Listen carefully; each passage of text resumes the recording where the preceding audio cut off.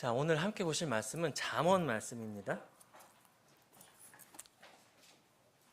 잠언 1장 7절.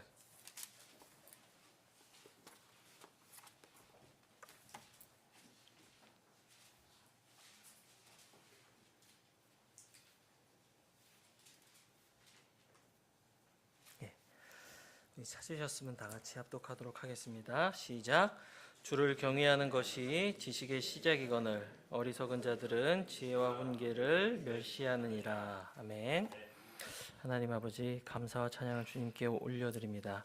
오늘 우리가 한 주간의 분주한 삶을 뒤로하고 이 악한 현 세상에서의 힘들고 고난 삶을 뒤로하고 하나님이 주시는 모든 은혜 가운데 이렇게 하나님의 집에 함께 모여 사랑하는 구원받은 지체들과 함께 하나님을 경배하고 찬양케 해주신 이 모든 은혜에 감사와 찬양을 올려드립니다.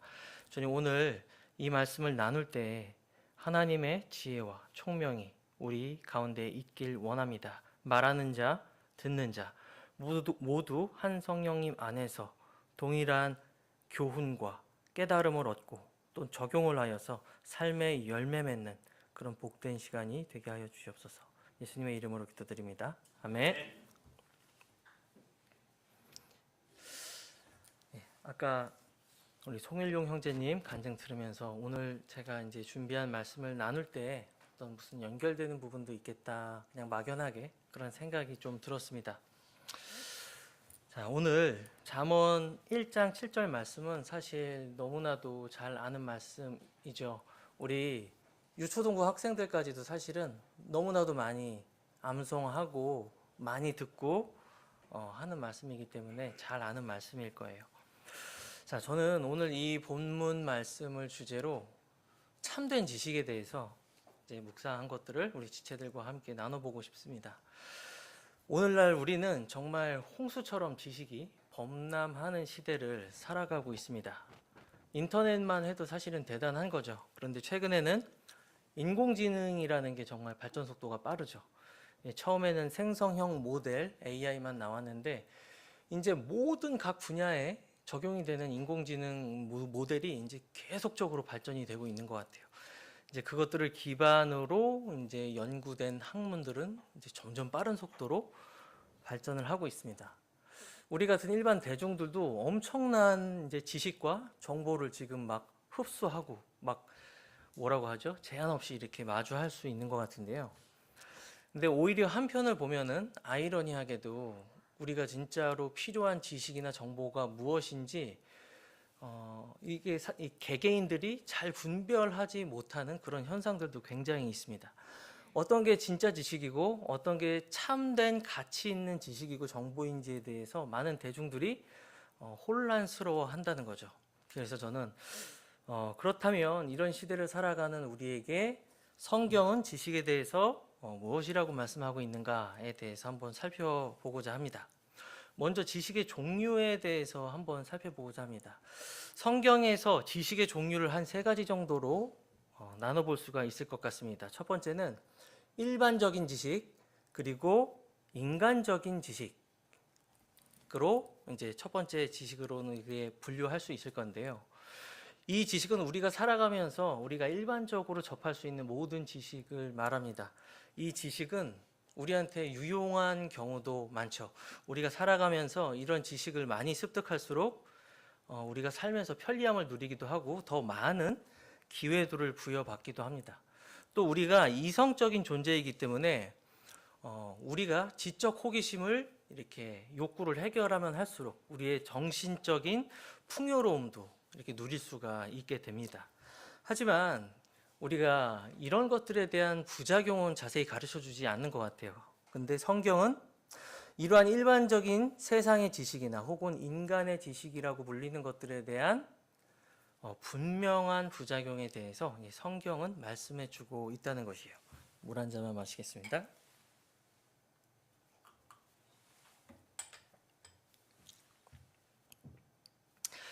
자, 이 세상에서 가장 지혜로운 사람 중 하나로 손꼽히는 솔로몬이 전도서 1장 18절에서 이런 말씀을 합니다.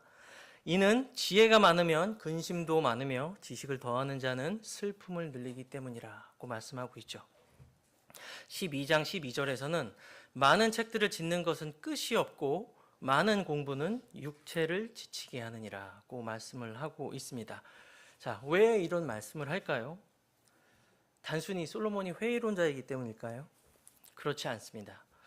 왜냐하면 이 땅의 지식들, 인간의 지식들, 그리고 이 세상으로부터 기인한 모든 지식들은 인간이 가진 문제에 대해서 궁극적인 해결책, 그리고 만족과 답을 주지 못하기 때문입니다. 이 세상에 있는 모든 지식은 죄와 심판에 대해서 어떤 해답도 주지 않습니다. 생명과 죽음의 문제에 대해서, 구원의 문제에 대해서 아무것도 해답을 주지 못합니다. 그래서 이 지식이라는 바다에서 평생을 헤엄쳤던 솔로몬은 말년에 이르러서야 깨달음을 얻고 이렇게 선언하죠. 전도서 12장 마지막입니다. 우리가 전체 일의 결론을 들을지니 하나님을 경외하고 그분의 명령들을 지킬지어다.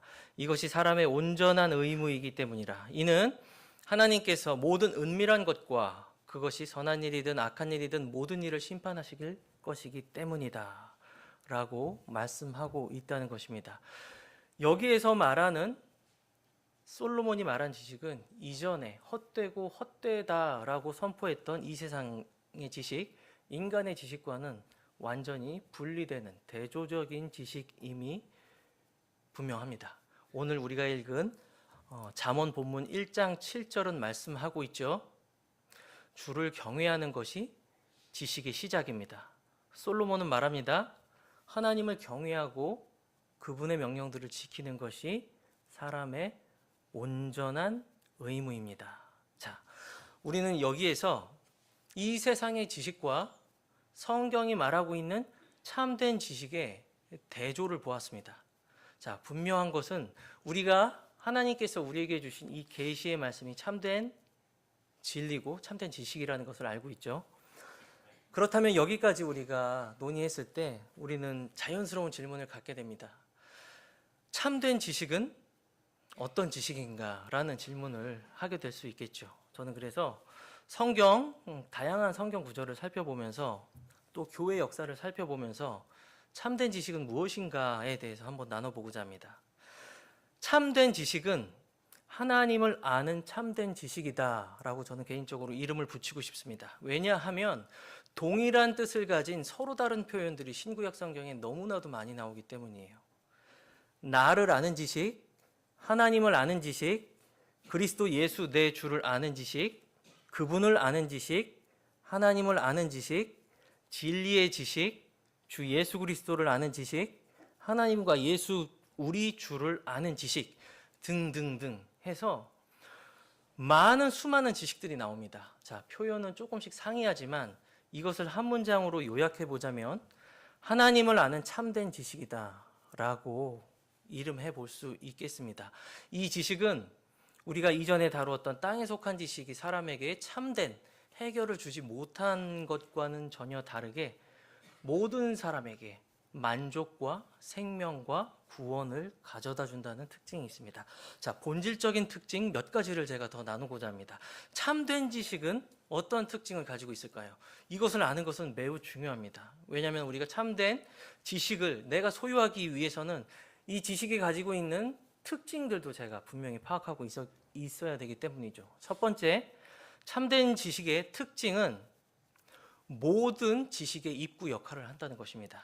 잠언 1장 7절, 주를 경외하는 것이 지식의 시작이라고 말하고 있습니다. 참된 지식은 하나님을 경외하게 만들어줍니다. 참된 지식은 하나님을 사랑하게 만들어줍니다. 하나님을 사랑하게 만들거나 하나님을 경외하게 만들지 못하는 지식은 그것은 잠언 1장 7절에 비견해 봤을 때 그것은 온전한 지식이 아닙니다. 오히려 지식이라는 그 스타트 라인에 서지도 못하는 지식이죠. 그것이 바로 땅에 속한 지식일 것입니다.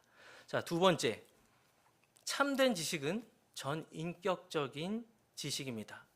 성경이 이것들을 들어라 말할 때는 단순한 정보 습득 이상의 것들을 사람들에게 권면하고 있는 것입니다. 자, 인간은 하나님의 형상으로 만들어졌습니다. 하나님께서 어떤 속성을 가지고 계시죠? 지정의를 가지고 계십니다. 성령님께서는 눈에 보이지 않으시지만, 하나님께서는 눈에 보이지 않으시지만 인격을 가지고 계시죠. 진노하시고 사랑하시고 분노하십니다. 말씀하시고 계획하시고 생각하십니다. 명령도 하시죠. 자, 이것과 같이 사람도 지정의를 가지고 있습니다. 그래서 모든 사람은 하나님의 말씀을 읽을 때 그의 지성이 설득돼야 됩니다. 그의 지성으로 이해해야 됩니다. 그 다음에 감정으로, 그의 마음으로 이제 반응을 해야 되겠죠. 그리고 우리의 의지는 우리가 이해하고 마음으로 받아들인 것들을 실행으로 옮기는 실행력으로 표출이 되는 것입니다. 자, 사람은 전인격적인 존재이고 하나님께서 사람에게 말씀을 주셨을 때 그것은 참된 지식이란 전인격적인 지식을 말한다는 것입니다. 참된 지식은 모든 지식의 시작입니다. 그리고 그것은 일부의 머릿속에만 들어있는 정보가 아니라 인간의 전인격을 아우르는 지식이다. 그리고 참된 지식은 본질상 모든 다른 어떤 지식보다 뛰어납니다. 빌립보서 3장 8절에서 바울은 얘기합니다. 그리스도 예수 내 주를 아는 지식이 너무나도 뛰어나기 때문에 내가 모든 것에 손실을 입고 심지어 그것들을 단지 배설물로 여긴다라고 말하고 있습니다. 자, 참된 지식은 모든 지식의 시작입니다. 모든 지식의 입구입니다. 우리가 참된 지식을 얻기 위해서는 이 지식부터 시작을 해야 됩니다. 이것은 전인격적인 지식이고 본질상 다른 어떤 지식보다도 뛰어난 지식입니다. 자, 그렇다면 이 지식이 성도인 우리에게 주는 유익이 무엇인가? 죄인들에게 주는 유익은 무엇인가에 대해서 살펴보겠습니다. 자, 성경이 말씀하고 있는 이 참된 지식의 유익, 첫 번째는 참된 지식은 우리에게 구원을 준다는 것입니다. 누가복음 1장 77절입니다. 그분의 백성에게 그들의 죄들의 사면으로 말미암는 구원의 지식을 주기 때문이니 라고 말씀하고 있습니다. 그리고 이사야 53장 11절입니다. 나의 의로운 종이 자기 지식으로 많은 사람을 의롭게 하리니 이는 그가 그들의 불법들을 담당할 것이기 때문이라고 말씀하고 있습니다. 참된 지식은 이렇게 사람들에게 구원을 가져다 줍니다. 제가 이 말씀을 준비하면서 최근에 읽던 책이 이 말씀의 주제와 연결이 돼서 여러분에게 소개시켜 드리고 싶습니다. 그 책의 이름은 존 웨슬리의 일기인데요. 여러분도 읽어보신 분들은 아마 보셨을 겁니다. 존 웨슬리는 1703년에 태어나서 무려 87살이나 사셨던 분입니다. 그분은 인생 전반의 3분의 1을 매해 연평균 13,000km를 말로 여행을 하면서 복음을 선포하고 설교를 하셨던 분이에요. 자, 그 존 웨슬리 형제님이 복음을 선포할 때 정말 놀라운 역사들이 일어났습니다. 그때 영국 대륙에서 큰 부흥이 있었죠. 그 부분의 한 부분을 감당했던 형제님이었습니다. 많은 사람들이 회개했습니다. 술꾼들이 회개했습니다. 폭력배들이 회개했습니다. 많은 직업적인 창녀들이 회개하고 구원받았습니다. 술집들이 문을 닫고 한때 불경건했던 그 모든 사람들이 함께 모여서 기도 모임을 조직하기 시작했습니다. 이렇게 위대한 일에 쓰임받았던 존 웨슬리조차도 처음이 시작이 좋았던 것은 아닙니다. 1736년 2월 7일 그의 일기를 보면은 그가 나의 구원의 문제에 있어서 심대한 문제가 있다는 것을 기술하고 있습니다. 한마디로 구원의 확신이 없다는 것이겠죠. 한 경건한 그리스도인이 존 웨슬리에게 이렇게 물었습니다. 당신은 예수 그리스도를 알고 있습니까? 웨슬리는 대답합니다. 나는 그분이 세상의 구세주이심을 압니다. 그러자 그 신자는 다시 묻습니다. 맞습니다. 하지만 그분이 당신을 위해 희생하셨고 구원하셨다는 것을 알고 있습니까? 그러자 웨슬리는 힘없이 이렇게 대답합니다. 나는 그분이 나를 구원하시기 위해 죽으셨을 것을 희망합니다. 라고 이렇게 대답을 합니다. 자, 그는 자신의 구원에 대한 심대한 고민을 하고 있었음에도 불구하고 이 문제를 해결하지 않은 상태로 내가 더 하나님 앞에 헌신해서 내 믿음을 보여드리고 내가 더 하나님과 가까워져야 되겠다, 이런 생각을 했습니다. 그래서 미국 조지아주로 인디안 선교와 목회 사역을 하러 떠났습니다. 하지만 여러분 아시겠지만 거듭나지 못한 한 자연인이 주님의 사역에 뛰어든다고 해서 그것이 어떻게 성공적인 열매를 거둘 수가 있겠어요? 1년 9개월 만에 존 웨슬리의 사역은 완전히 실패하고 그 해당 조지아주에 있던 그 교회와 너무나도 좋지 않은 법정 다툼으로, 좋지 못한 간증으로 끝내고 말았습니다. 영국으로 돌아와서 이 존 웨슬리 형제는 이제 내가 사역을 그만두어야 되겠구나라고 생각을 했어요. 하지만 이 믿음을 얻는 거에 대해서 포기할 수 없었던 존 웨슬리 형제는 그날부터 더 엄격한 규율을 짜기 시작했습니다. 더 일찍 일어나서 더 성경을 읽고 더 많은 기도와 더 많은 종교적 활동을 하는 것으로 그의 스케줄을 꽉 차갔어요. 하지만 여러분, 이것이 구원을 얻는 방법입니까? 그렇지 않죠. 이것은 참된 지식을 얻는 방법이 아닙니다. 자, 그러나 하나님의 은혜가 그에게 어느 날 임했습니다. 1738년 5월 24일 수요일 저녁, 존 웨슬리는 올더스게이트 거리에서 열린 한 집회에 참석했습니다. 그 집회에 있던 어떤 사람은 이제 루터의 로마서 주석 서문을 읽어주고 있었는데요. 그 내용은 예수 그리스도를 믿는 믿음을 통해 주어지는 마음의 변화라는 주제였습니다. 이 주석의 낭독을 들을 때 요한 웨슬리, 그러니까 존 웨슬리의 삶에 이제 커다란 격변이 일어났어요. 이제 일기에 있는 거를 제가 그대로 읽어드리면, 내 마음이 이상하게 뜨거워짐을 느꼈다라고 고백을 합니다. 존 웨슬리가. 저는 이 부분을 보면서 죽으시고 부활하신 그리스도를 믿는 믿음에 관해 들을 때 마음이 뜨거워진 사람은 비단 웨슬리뿐만이 아니었다는 것을 제가 깨닫게 됐습니다. 여러분 알고 계시죠? 엠마오로 가는 두 제자도 이와 똑같은 경험을 했습니다. 엠마오로 가던 그 두 제자는 주님의 죽음 때문에 너무나도 낙심했습니다. 이분이 무언가 큰 일을 할 줄 알았는데 결국 비참하고 수치스럽게 죽으시고 말았습니다. 자, 이제 앞날이 걱정됩니다. 체포될까봐, 똑같이 처벌을 받을까봐 두렵습니다. 모든 제자들은 다 숨어 있었습니다. 하지만 그런 제자들 앞에 주님께서, 부활하신 주님께서 나타나셔서 그들을 책망하시죠. 오 어리석은 자들아, 예언자들이 말한 모든 것을 마음에 더디 믿는 자들아 라고 책망하십니다. 그리고 나서 모든 예언자들의 글을 풀어서 왜 그리스도께서 죽으셔야 했고 다시 일으켜져야 했는지 제자들에게 설명을 해주셨죠.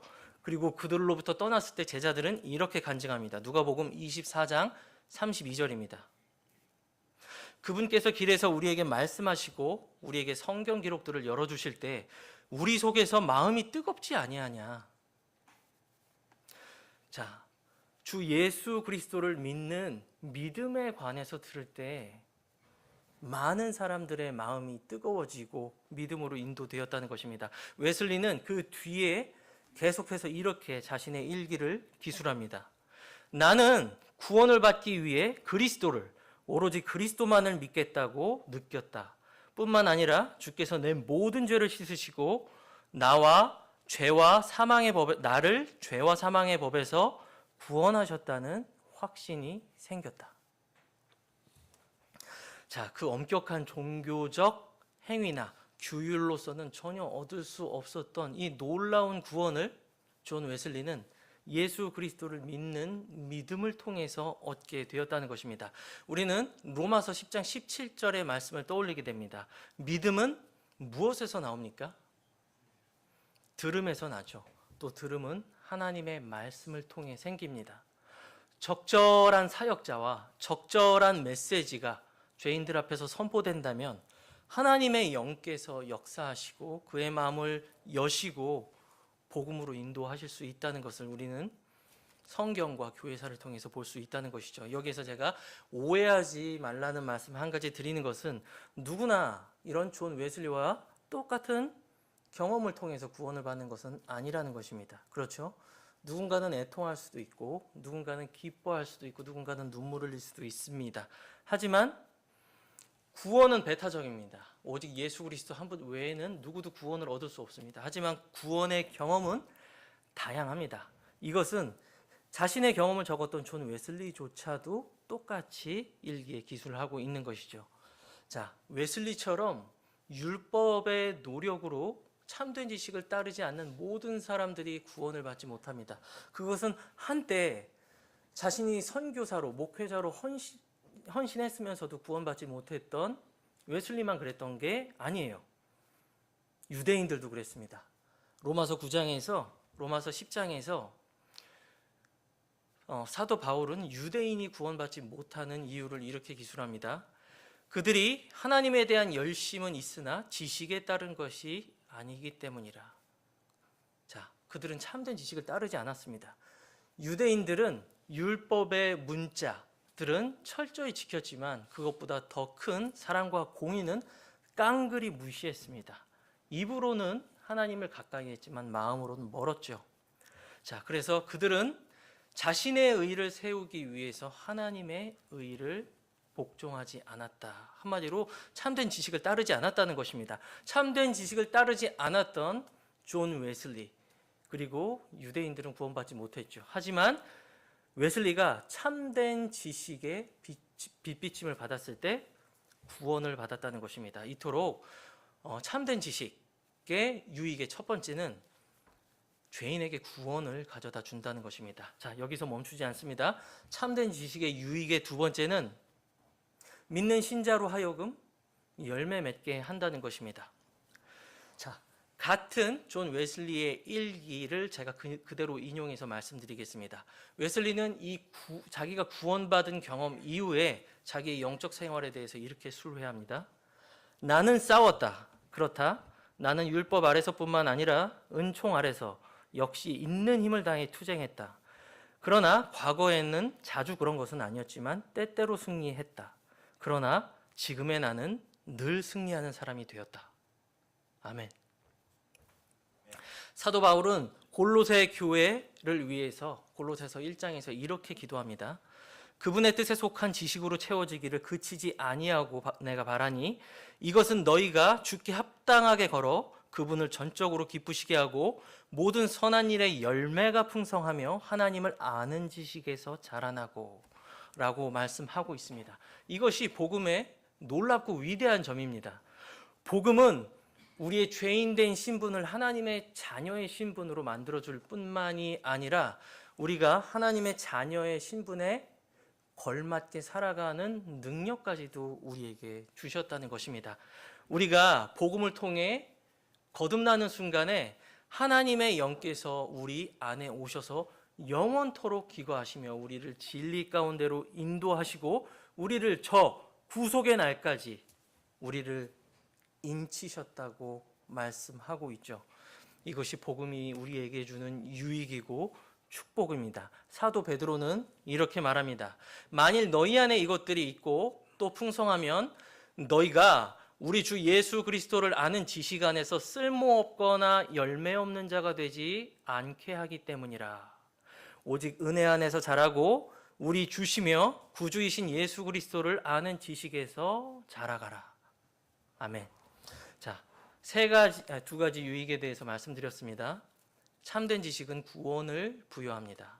참된 지식은 구원받은 모든 성도들을 참된 경건에 이르게 하고 열매 맺는 신앙생활을 하게 합니다. 자, 마지막으로 참된 지식은 사랑을 동반합니다. 고린도전서 13장에서는 모든 지식이 있어도 사랑이 없으면 아무것도 아니다라고 말하고 있습니다. 왜냐하면 사랑은 영원하지만 지식은 있다 하더라도 잠시 있다가 사라질 것이기 때문입니다. 지식은 우쭐하게 합니다. 하지만 사랑은 형제를 세워줍니다. 저는 세 가지에 대해서 말씀드렸죠. 참된 지식이 주는 유익, 첫 번째, 구원을 준다. 구원받은 사람을 참된 열매를 맺게 한다. 그리고 참된 지식은 사랑을 동반한다 라는 것에 대해서 말씀드렸습니다. 이 지식은 모든 지식의 시작입니다. 전 인격적인 지식입니다. 머리로만 알고 있는 지식도 아닙니다. 나의 지정의 전부가 동의하는 열매 맺는 지식입니다. 그리고 모든 것에 손해를 입고 배설물로 여겨질 만큼 사도에게 그만큼 우리가 알고 있는 것 중에 가장 뛰어난 지식입니다. 자, 그렇다면은 이 지식이 결핍되는 때에 어떠한 불이익을 우리가 얻게 될까요? 사실 끔찍합니다. 첫 번째로 구원을 얻지 못하겠죠. 대표적인 게 이스라엘입니다. 사도 바울은 자신의 동족 유대인들이 구원받기 위해서라면은 자신이 생명책에서 지워지더라도 라고 중보를 했죠. 자, 그럼에도 불구하고 지금 유대인이 어떻죠? 지금 유대인들 지금 다 눈이 멀어 있습니다. 왜냐하면 그들이 참된 지식으로부터, 하나님을 아는 참된 지식으로부터 완전히 눈이 가리워져 있기 때문이죠. 이것은 비단 지금 현재 눈이 가려진 유대인들 뿐만이 아닙니다. 현대 작금의 대형 교회들이나 하여튼 이 많은 교회들의 모습을 한번 보시기 바랍니다. 저도 대형 교회를 25년 넘게 다녔습니다. 하지만 구원을 받고 영적으로 성장하기 위해서 교회에 나오는 사람은 정말 매우 소수에 불과합니다. 정말 놀랍지만요. 자, 그것은 그 사람들의 잘못이라기보다 그들을 잘못 가르치고 있는 종교 기득권에 있는 잘못된 교사 때문이라고 저는 개인적으로 생각을 합니다. 자, 일반 제도권 교회뿐만이 아닙니다. 저는 킹 제임스 성경을 사용하고 있는 개인이나 교회도 우리가 참된 지식이 무엇인가 라는 것을 성경을 펴서 살펴볼 때 우리 자신도 돌아봐야 된다고 저는 개인적으로 생각을 합니다. 킹 제임스 성경은 1611년 그 발간의 시작부터 개인이든지 단체든지 교회든지 그리고 전 국가의 영역에 정말 어마어마한 영향을 끼쳤습니다. 로마 카톨릭으로부터 분리를 시도했던 모든 경건한 비국교도들, 그리고 우리 재침례 성도들, 그리고 청교도들, 이름도 빛도 알지 못하는 신실한 모든 성도들이 킹 제임스 성경을 통해서 구원받고 영적 부흥을 경험하고 그를 깨우치고 교육받고 정말 놀라운 계몽의 빛을 받았습니다. 심지어 올리버 크롬웰 아시죠? 이제 올리버 크롬웰 같은 경우는 하나님의 뜻대로 통치하는 나라를 세우기 위해 청교도 원칙 가운데 이제 나라를 세우려고도 했죠. 자, 그런데 왜 지금 똑같은 성경 역본을 가지고 있는 우리는 왜 전혀 다른 모습을 보여주고 있는지 저는 가끔 의문에 빠질 때가 있습니다. 서로 다른 킹제임스 성경 역본을 쓴다는 이유로 입에 담을 수 없는 인신 공격과 모욕을 해대기도 하죠.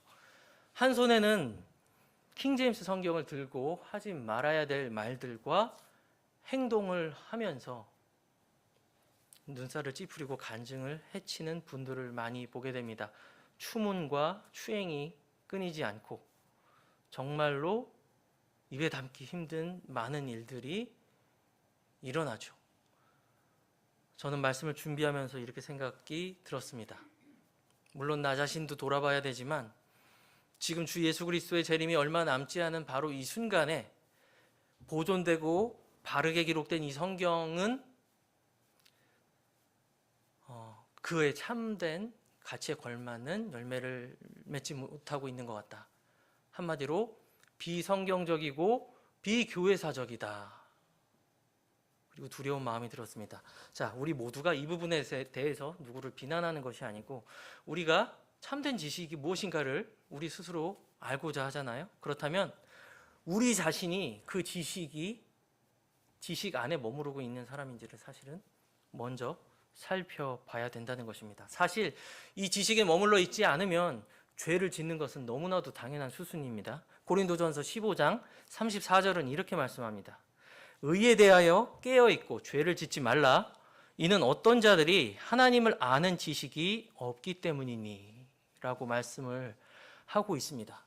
하나님을 참되게 아는 지식이 없는 사람은 그만큼 죄를 지을 수 있는 가능성도 높아진다는 것입니다. 자, 참된 지식이 결핍된 사람, 그는 교만한 사람입니다.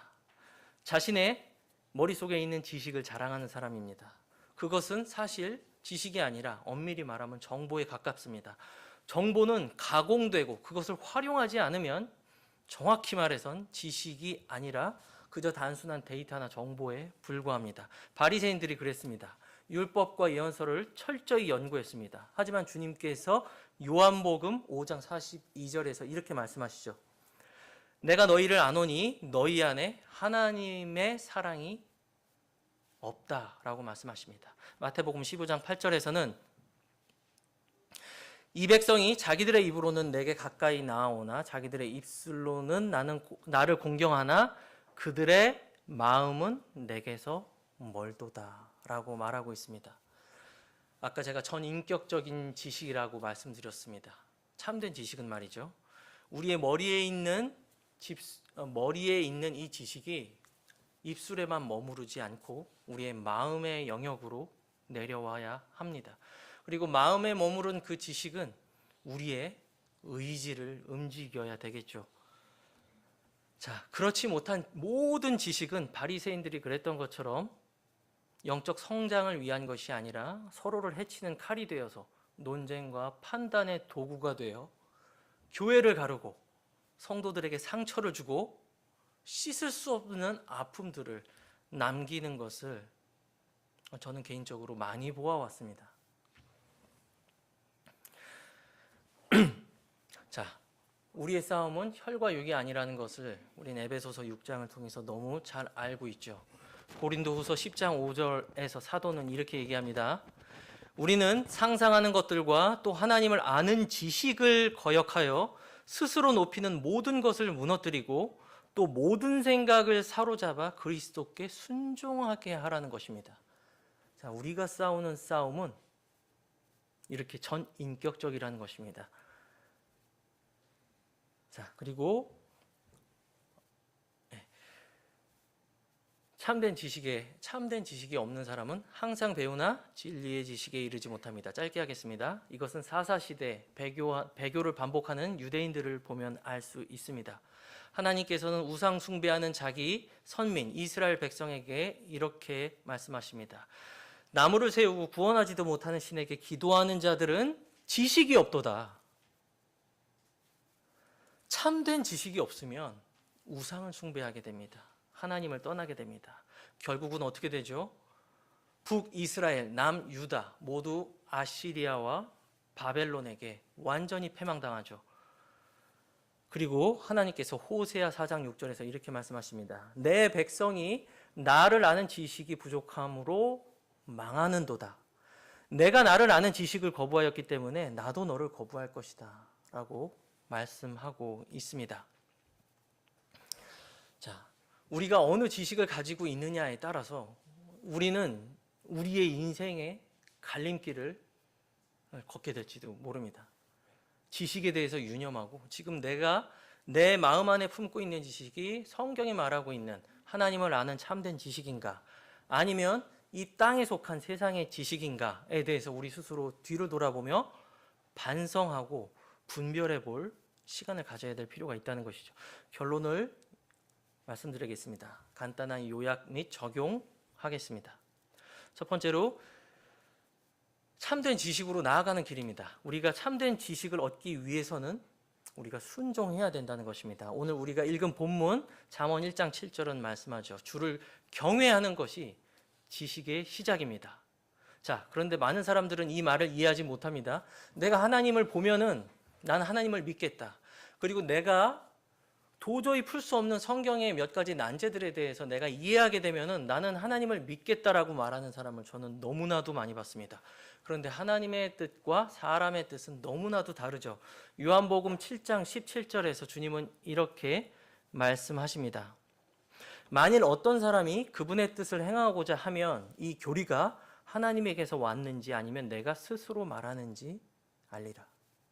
아이러니한 일이지만 우리가 알기 위해서 참된 지식을 알기 위해서는 우리가 먼저 믿어야 된다는 것입니다.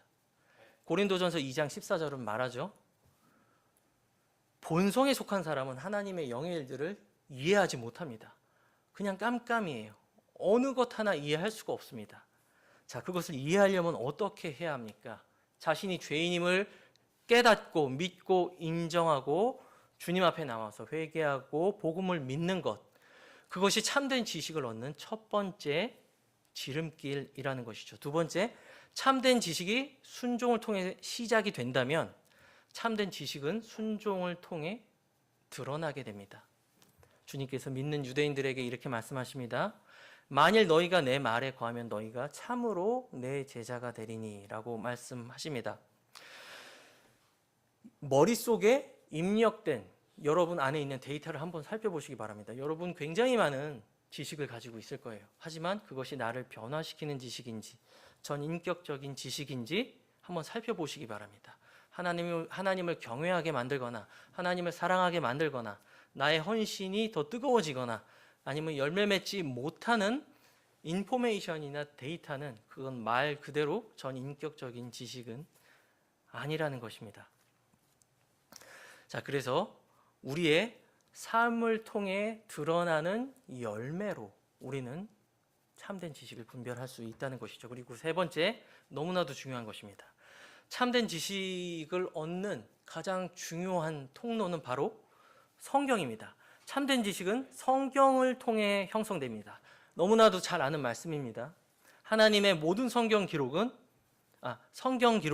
하나님의 영감으로 주어졌습니다. 이 영감은 교훈과 교리와 책망과 바로잡음 그리고 모든 선한 일을 갖추어지기 위해서 정말 충분한 하나님께서 주신 영적 성장의 도구죠.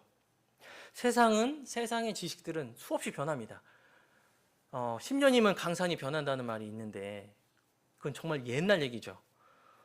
내가 하룻밤 자고 나면 뉴스가 달라져 있습니다. 전혀 새로운 다른 기술들이 나와가지고 정말 쫓아가서 그걸 알기도 정말 힘들 정도로 세상이 빨리 돌아가고 있어요.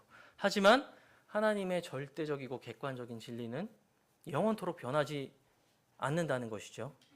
이 하늘과 땅이 없어져도 내 말들은 없어지지 아니하리라 라고 말씀을 하고 있습니다. 사도 베드로는 이렇게 말합니다. 우리에게 더 확실한 예언의 말씀이 있으니 날이 새어 그 샛별이 너희 마음속에 떠오르기까지 어두운 곳에 빛나는 빛을 주의하듯이 너희가 이 말씀에 주의하는 것이 잘하는 것이다. 이 세상에 있는 어떤 뛰어난 경험보다도 우리는 더 확실한 예언의 말씀을 손에 쥐고 있습니다. 자, 여러분은 이제부터 하나님의 말씀을 여러분의 지성으로 이해하셔야 됩니다. 그리고 웨슬리와 엠마오로 가던 그 두 제자처럼 여러분의 마음은 뜨거워질 때까지 하나님의 말씀을 계속 읽으셔야 됩니다.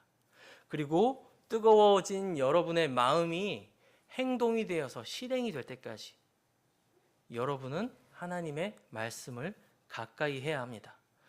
어느 한 노설교자에게 성경을 어떻게 효율적으로 읽을 수 있을까요? 라고 질문한 한 성도에게 그 노설교자는 이렇게 말합니다. 성경을 읽으세요. 지속해서 읽으세요.